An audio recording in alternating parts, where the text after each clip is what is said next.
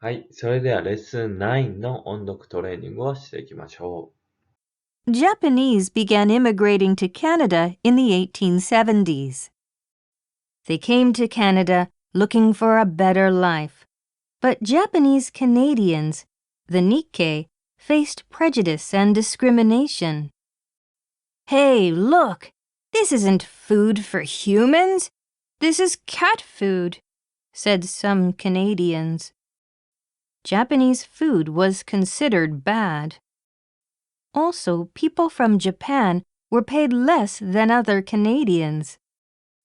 The worst thing, however, was that the Nikkei workers accepted such poor working conditions. When the Nikkei worked harder and longer while accepting low payment, the white people said that they were stealing their jobs. The whites pushed hard to shut out the Nikkei. White people began rioting and shouting, "Let's get the Japs! The Japs are the enemy!"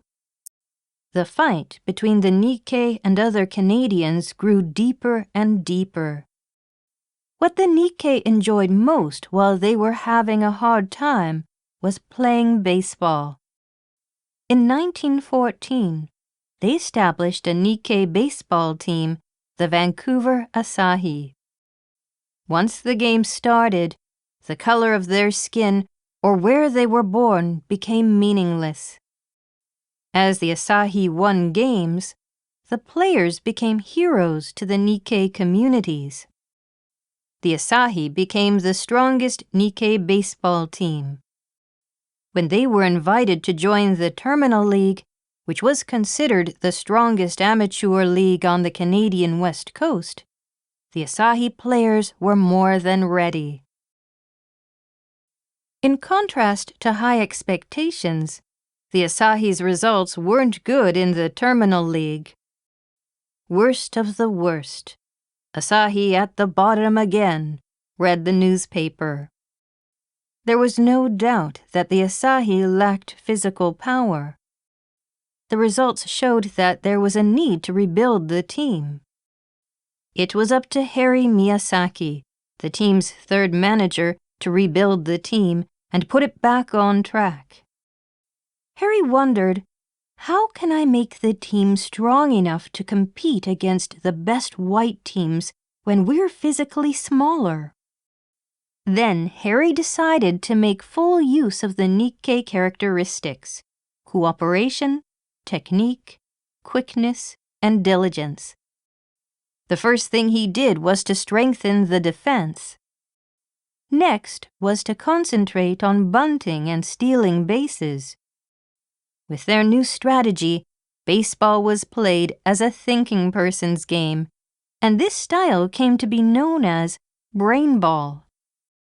Moreover, Harry believed that a baseball field was one of the few places where real communication between the whites and the Nikkei communities was possible. Harry absolutely prohibited his players from protesting to the umpires about any rough play. No matter what happens, do not play a shameful game, he advised. Once the players were on the field, they had to play bravely, fair and square. The Asahi increased their wins playing fairly. At the same time, the white team's rough play kept the Asahi from scoring. However, the Asahi never fought back. The Asahi's fair play was never called into question. Cheers of Yamato Damashi were often heard from the Nikkei crowd.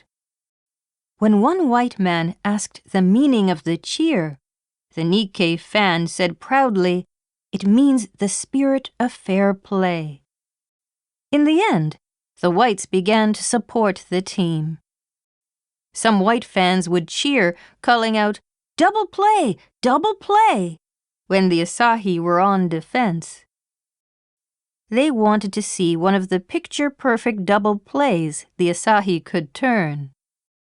To white fans, the Asahi style of play seemed magical.